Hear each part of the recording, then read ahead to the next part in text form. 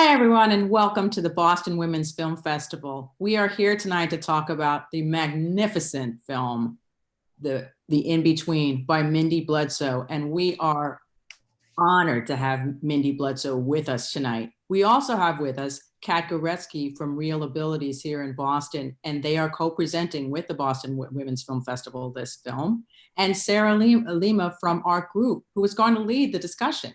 Sarah. All right. Hi, everyone. I'm so happy to have Mindy Bledsoe here and Kaka Reske from ReelAbilities. I'm so excited to start talking about her film. And I have so many questions. But first, I wanted to quickly ask you just your inspiration for the story and what brought it to be, and then take it from there.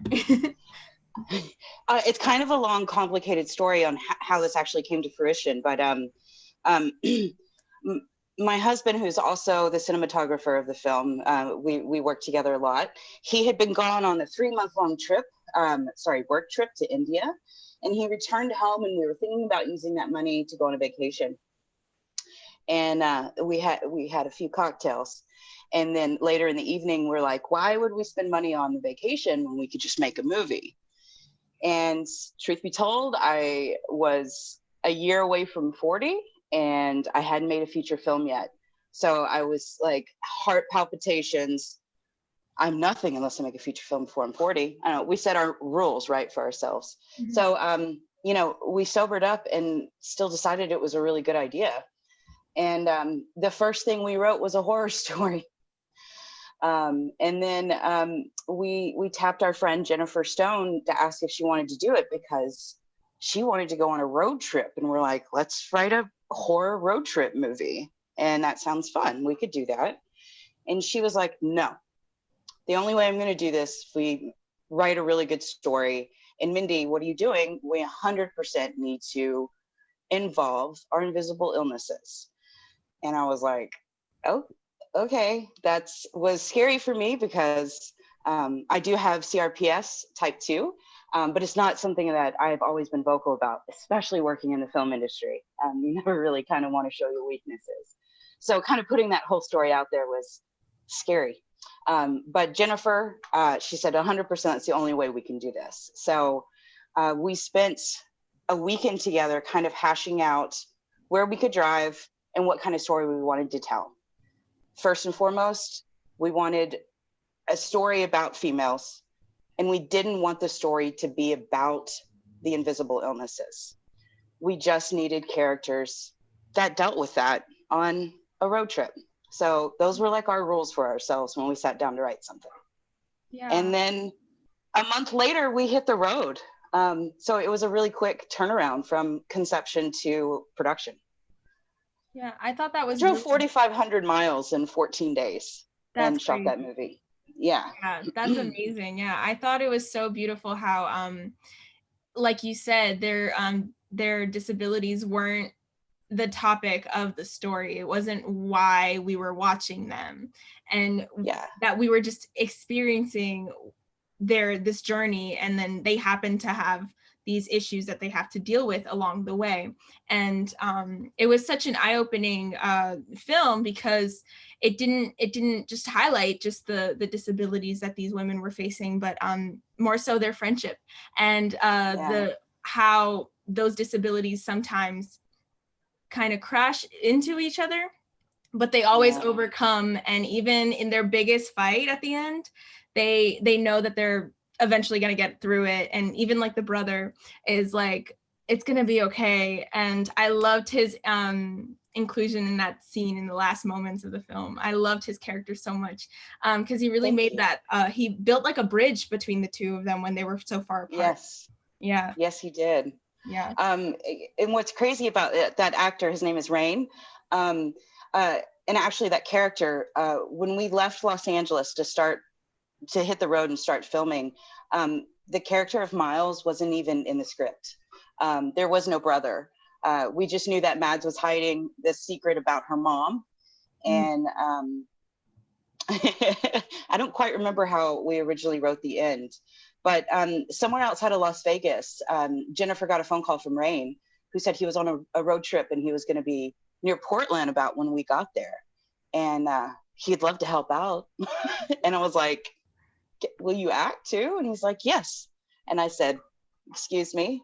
And I wrote 20 pages. I rewrote the whole last arc of the script from driving from South Dakota to Portland. And then I had never met Rain before. So like we landed in Portland and I was like, hi, I'm Mindy, I'm gonna be directing you. Thanks for doing this. We have about 24 hours to knock out 20 pages. And he was off book, so professional. And he was amazing. I mean, he talked about rolling with the punches. He was just there and he just perfectly filled out that third act for us. Yeah, immensely. definitely. Yeah. Also, oh, go ahead, Joanne. I wanted to ask, speaking of that kind of collaboration, how much of the dialogue was improv and how much of it was scripted? A lot of it is scripted. We left with about 65 pages of script written. So the first and foremost about this trip is we had to stay open and pivot whenever. I only booked 2 locations before we left town. So I knew where we were filming in Las Vegas and I knew where we were filming in Portland. But everything in between, we didn't know. So we had to stay open to what we could find on the road and what, Google could find for me as quick as possible. And that also kind of goes along with the dialogue. So Jen and I would know the points of our scene. We would rehearse while driving. So we knew what we were getting at. And then for me, I'm like, it's a free for all. Let's make sure we cover our points because I believe in the realness of dialogue. I believe in the awkward beats. I believe in being able to understand people. I love my 90s mumblecore films, man. So yes, some of it is scripted, most of it's scripted, some of it is improv. That was a long answer, sorry. I have a question for you, Mindy. I mean, other Yeah. than, so as the director of ReelAbilities Boston, I was so excited when Boston Women's Film Festival asked me to partner. First thing I check when I get a fiction film are the characters who are portraying people with disabilities. Do they actually have disabilities? So it was, yes. And it was a double whammy because not only was that true, but also the film was not about the disability. So that was, I was super excited about that, and that's so beautiful. That is so rare when when I fish for films for my festival. This is it's so rare to actually find films that don't focus on disabilities in the fiction. And honestly, that was my biggest fear, and not to knock any of them, but I didn't want to make a statement film about invisible illnesses because there's a reason I don't talk about it all the time, because I don't want to be seen that way or in that light, like fully capable. But there was something else that really resonated with me personally was that your script adds this sort of mental health layer to the story, and I'm wondering how much of that is fiction, or are you also grabbing from real life? Oh, I definitely grab from real life. I've had CRPS for 18 years now, so that hasn't been an easy battle. And for 14 years of my life, the people closest to me didn't even know. It was just me, my family, and like my 2 or 3 close friends. I went to college with people that never even knew I had anything. They just wondered why I disappeared sometimes. So yeah, I drew from experience.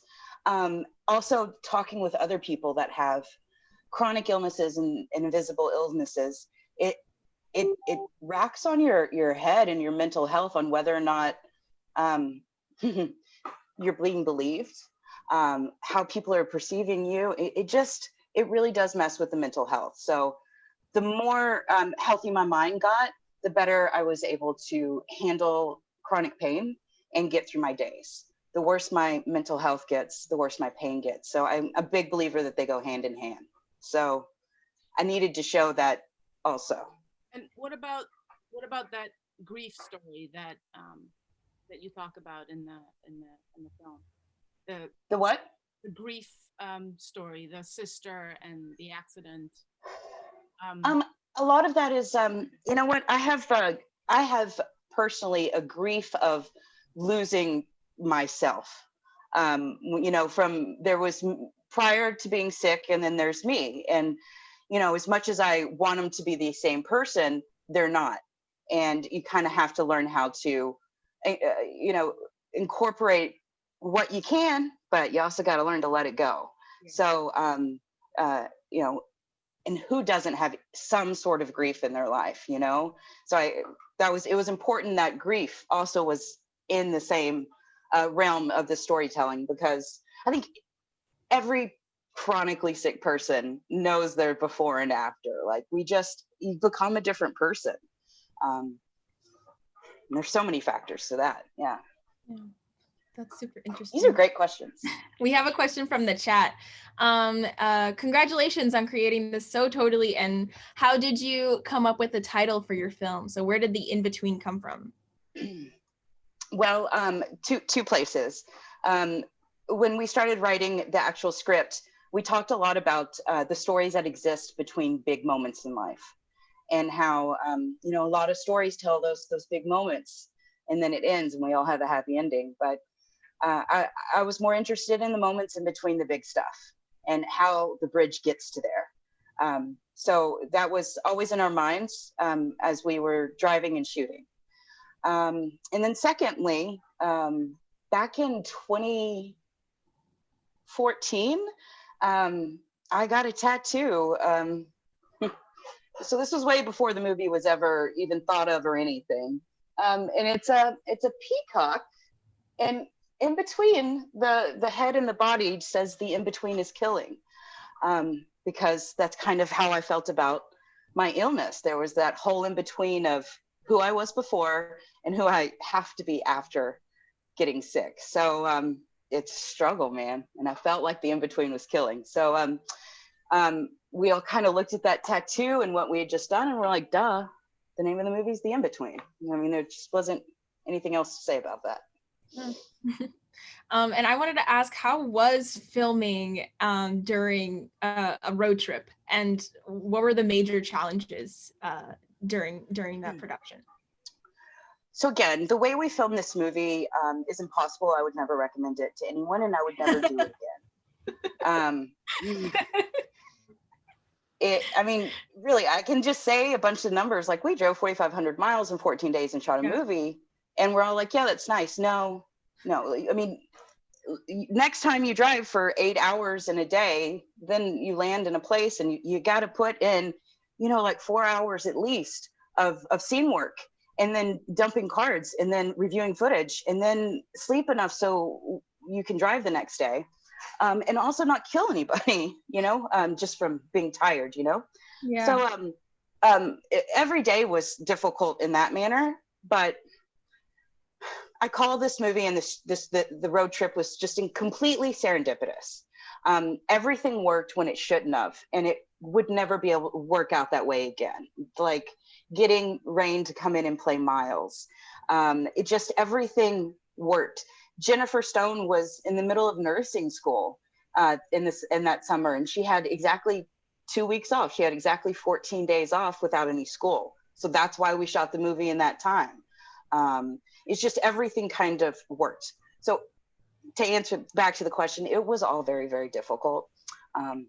And don't try this at home. Yeah. But like, we'd all worked in the industry long enough. We you know, there was only 4 of us on this trip. There was 4 of us that made this movie, and that's myself, Rob Sinska, our cinematographer, Jennifer Stone, and Chris Lyon, our producer, sound guy extraordinaire. And that was it. And then we had people come on in post to help us. But as far as production goes, that was it. So we took all the experience that we'd had working for decades plus, and just put our heads down and went to work, and it went perfect. Yeah, that's amazing. I I'm really have to lucky. congratulate on Yeah. that. Yeah, Joanne. No, say that again. Sorry. Oh, excuse me. I'm sorry. Plays such an important part in this film. Can you tell us how you kind of got, how you chose the songs, how you chose what was going to be kind of the driving music that was in, you singing? Music's incredibly important. Before we ever hit the road, we sat down. Music's really important to me. I write to music. It inspires so much for me. And I certainly can't drive to the 7-Eleven without music, much less across the country. So we said, well, there has to be music. How are we going to do that? We're indie filmmakers. We can't afford any music. But Rob Sinska and I spent 8 years in Shreveport, Louisiana, where we did a lot of short filmmaking. And we became super fans of a local band there. When we first met them, they were called Superwater Sympathy, and they morphed into Hydrogen Child. And we shot for them a little bit, had shot a music video for them. But above all, Rob Sinska and I were just major fans, just loved them. And we gave them a call and said, hey, this is what we're doing. Could we use any of your music? And they said, you could have our entire catalog. Thank you so much. We love you guys, and we wish you the best. So rewrites went after that. So I was able to incorporate the songs that I knew, so we could have the singing gag of not quite getting the words right, and the stuff we always do on a road trip. So I knew that song specifically for filming, and the rest of the stuff we just kind of found in post. And if you listen to the lyrics, it's just, they go so hand in hand sometimes that it feels so intentional. But I go back to, this movie was serendipitous. It all just kind of fell together. Yeah, that's amazing. Yeah. No, I mean, I planned it all. Wait, I planned it all. I'm genius. Well, I mean, it felt serendipitous for us too, to bring it here. So we feel that way too. Cool. I like that. I just wanted to quickly remind everyone watching in the live stream, if you have a question, just drop it in the chat and I'll make sure to ask. But I'm really curious about how you know Jennifer Stone, because I grew up with Wizards of Waverly Place and I loved her as Harper.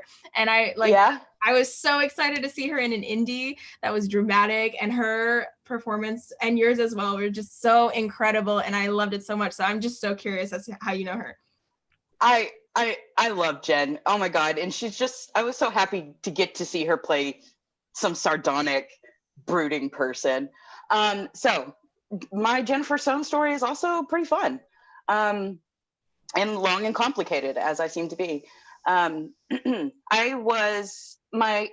Sinska was shooting a movie with Blaine Weaver called Santa Girl, and it had Jennifer Stone in it. And Rob would call me and go, you got to meet this chick. I think you're going to like her. Like, I think y'all just get along. And I was like, Rob, baby, I'm in my 30s. She's a Disney girl. I don't think we're going to get along. And he's like, no, I think you will. And they got home from filming, and then, he was weird about it. He's like, y'all just have to be friends. Y'all will get along. And then we met, and it was literally like we'd already known each other. I mean, just sometimes you meet people and you can just fall in with each other like you'd known them. It also helped that I'd been editing her, because I edited that movie. So I'd spent so much time staring at her. But after that, we just hung out a lot after that. And honestly, from the time I met her to the time we went to hit the road filming, was only 7 months. So yeah, I only knew her 7 months before we started filming. So yeah. That's amazing. Yeah. That's it. Yeah. Kind of just a random, like, someone just thought I was going to be good friends with her. So they forced us to meet, and they were right. That's awesome. Yeah. I'm so glad you guys did, because this film is incredible. Anything else from everyone here in the Zoom?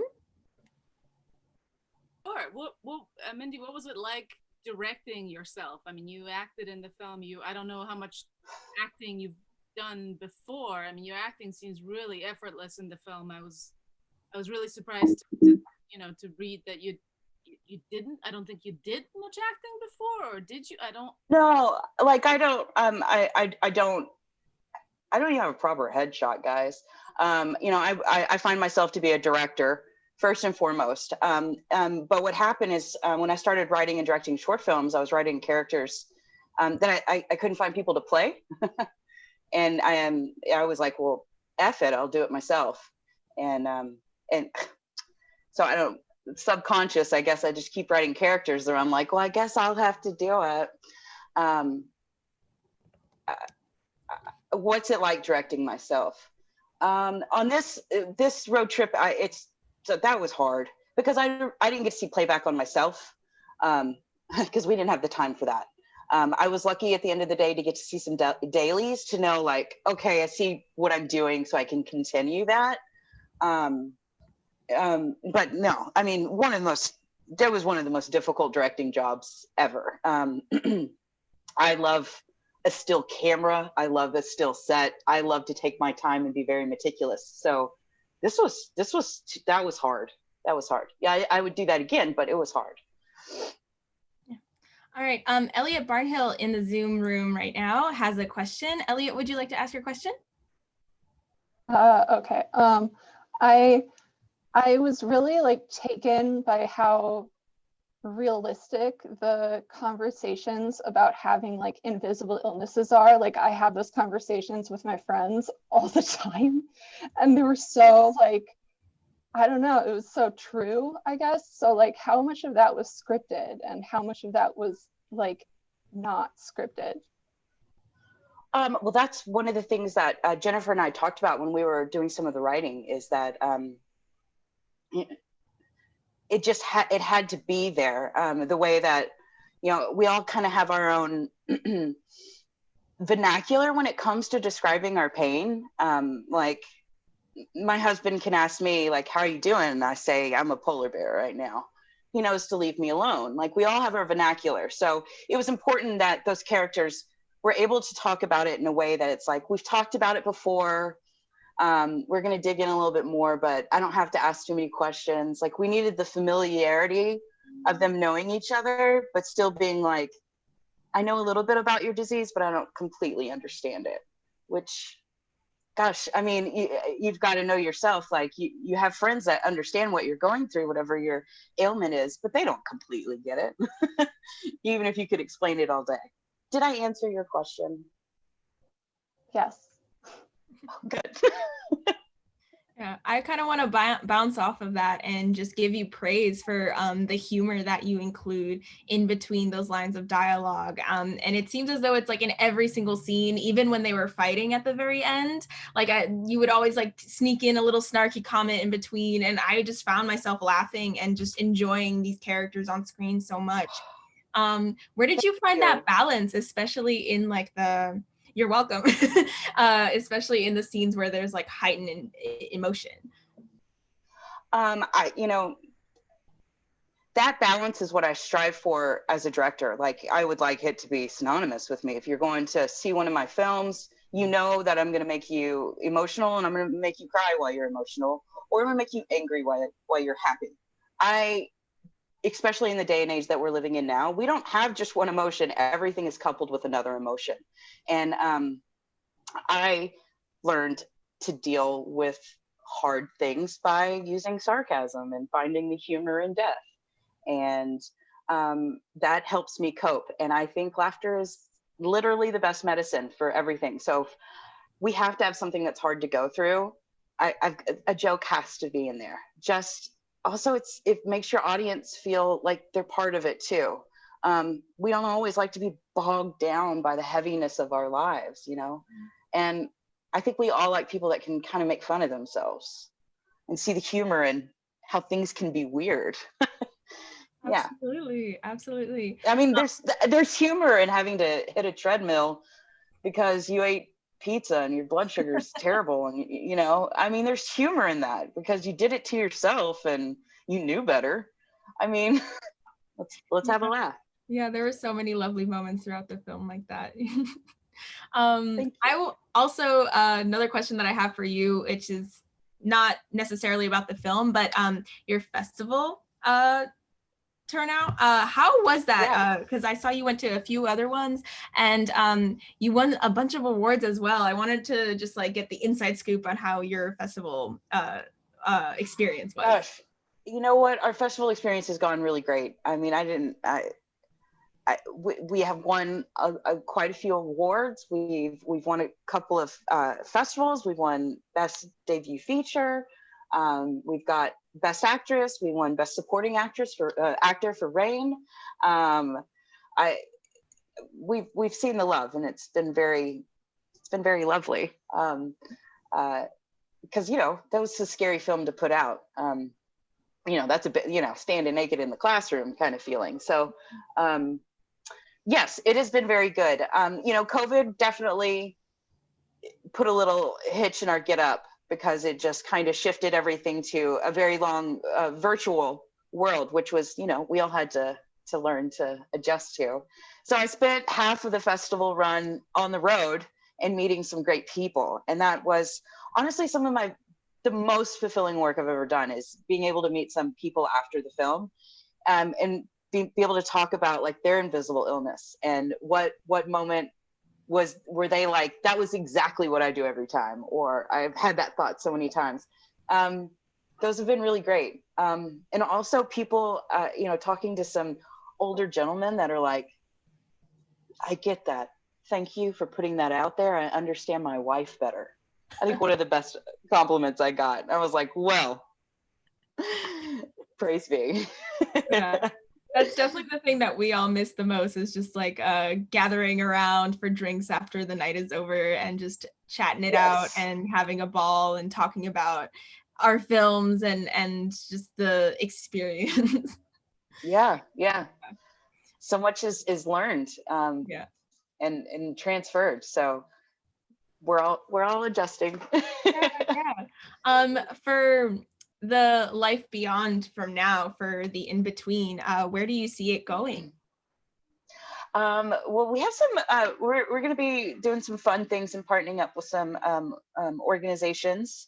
I can't say which ones yet, to offer some screenings for some other people with some chronic illnesses, specifically in the CRPS and type 1 world. We had a couple actually great phone calls today. Yes, that's what we're doing first before they actually do a full distribution. So we're going to take it to the people where they'll like it and be happy to see some representation on film. Anyway, I hope they will. Yeah, absolutely. And like Kako was saying earlier, it's so nice to have not only representation on screen, but from the actual people playing the roles and making the film. Yeah.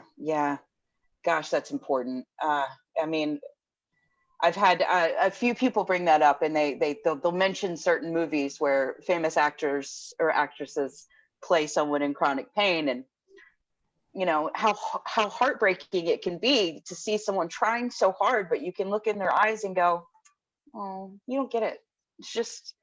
It's not there. And that's hard. It's hard. Yeah. I'm glad that more and more people with disabilities are coming out and really putting their face out there and saying, no, hire me. I can do this. Give me the chance. And I want to help as much as I can in that way. I never want to tell someone's story falsely. Right. Yeah, absolutely. Yeah. I wanted to open it up to our audience once more before we hit 10 p.m. If anyone has a question, feel free to drop it. I'll give it a couple seconds. I have How's the weather in Boston? Oh, yes. Go ahead. I have a rando question, and that's that. How did you decide on South Dakota? I spent a lot of my life in South Dakota. That's why I'm curious. Oh. How did you? Rob Sinska is from South Dakota, our cinematographer, my husband. And the farm scene, that big open space, that's his family's land. So we knew that we were going to go film there. And we got to see the in-laws and the parents. And so it was like double check. Make a movie, see the in-laws. And was the grandmother related to someone? Oh, yeah. That was his grandmother. Yes, Grandma Jen. She's so Midwest. She's perfect. She is it.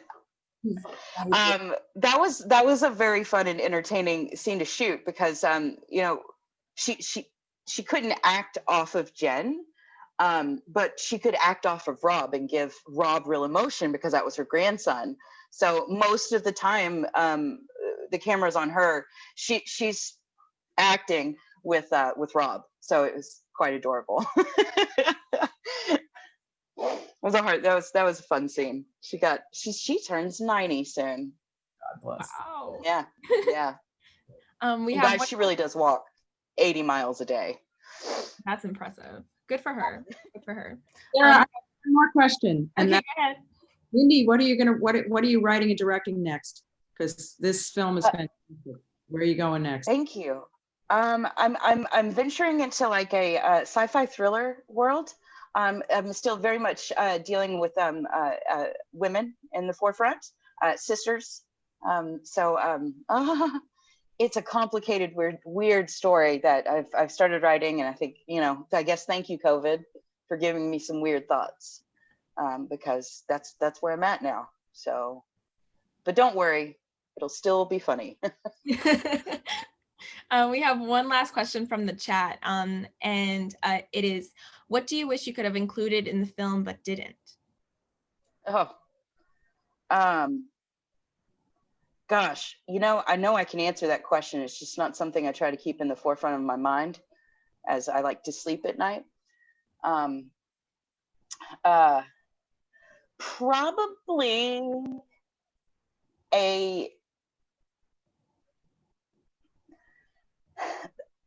no, I just can't answer that question. I'm sorry. That's okay. Yeah. Okay. I think the film is perfect the way it is. I really do. That's why we chose it for this festival. Thank you. It's perfect. Whatever, I mean, that it really is. It's fantastic. Can't wait to see your next work. I really can't wait to see your next work. Thank you. Hey, you know what? I would have shown Junior in more pain while walking around Portland, physical pain, because she walked around Portland, and that would have hurt her. So we didn't focus enough on the physical pain there. I would have added that. This is gonna be a long road tonight. Yeah. Thank you again, Joanne. That was a lovely compliment. Thank you. No, I mean it. I mean, it's, straight up. Thanks. Beautiful, beautiful film. I was so excited to have you here, Mindy. Thank you so much. Thank If you. there's any other questions from everyone, anyone else? All right. Okay. Mindy, so do you have anything you'd like to leave us with? Be sure to follow us on all the social medias.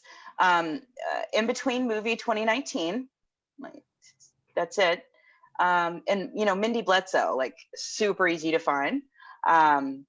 Mindy Bledsoe. That's my Instagram handle. It's me on Facebook. I look like this. Yeah, go follow Jennifer Stone too, as she gives you some very fun. Her life is so interesting as she does acting and balancing being an ER nurse. Like what? Talk about a crazy talented girl. Right. So go follow her too, because her Instagram is very fun and entertaining. And follow all of us. We it helps our world. And also it keeps you up to date with what we'll be doing. Because like Jen, before the full shutdown, Jen was able to come over and we started prepping the script that I'm writing on. So working very hard to make sure that Jen and I get to work together again too. So give us a follow and be entertained. Thank you so much for watching. Thank you so much for being here, Mindy. We're so happy to have you. And congratulations on your debut feature. We're so happy how well it's doing, and we're so excited to see where it goes. Thank y'all so much. I really right. appreciate being here. Yeah. Thank you so much, everybody, for joining us. Make sure to follow us also on Instagram and all of our socials to keep up to date with our next Watch With Us series and all the other movies that we're showing. Everything's streaming until the 18th. And thank you to ReelAbilities Boston for being here tonight, Kaka. Thank you so much. Yeah. Thank you. All right. That'll be it for tonight. Thank you all so much. Have a great night and a weekend as well.